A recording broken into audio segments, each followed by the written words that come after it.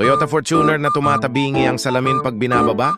Huwag hintayin na tuluyang bumagsak o hindi na maitaas ang bintana, baka mas lumaki pa ang problema. Welcome ulit sa aming vlog mga sir at mga madam.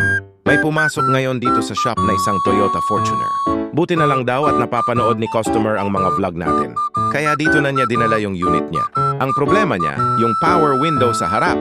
Kapag binababa ang salamin, bigla daw itong tumatabingi. Kaya ang ginawa natin dito sa shop, binuksan natin at chinek kung ano talaga ang dahilan ng problema. Pagkabukas namin, nakita natin na yung power window mechanism niya ay kinain na pala ng kalawang. Kaya nagkaroon na ng problema sa galaw ng salamin. Sa totoo lang, medyo nahirapan din tayo sa pag-ayos nito dahil hindi lang yung mechanism ang may problema. Pati yung plastic glass holder niya putol na rin yung isa. Pero syempre, hindi tayo agad sumusuko. Kung kaya pang gawan ng paraan at maibalik sa maayos na kondisyon, gagawin natin para hindi na kailangan agad palitan ng buong assembly.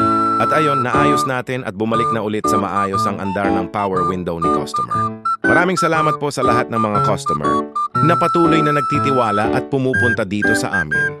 Sa mga may problema sa power window motor, mechanism, switch, central lock, at iba pang problema sa pintuan ng sasakyan, nandito lang ang solusyon. Door Dr. Garage, Power Window Specialist. Matatagpuan sa NLSA Road, Barangay Lagao, General Santos City. Kita-kits mga sir at mga madam. Door Dr. Garage, Power Window Specialist. NLSI Road, Barangay Lagao, Gensan. Yes, very professional. LOL, your window is stuck, we fix it now. System, error, Power Window Specialist. Door Dr. Garage, Power Window Specialist. NLSA Road, Barangay Lagao, Gensan. Power Window Specialist. NLSA Lagao. Door Dr. Garage, we are located in Gensan. Door Dr. Garage!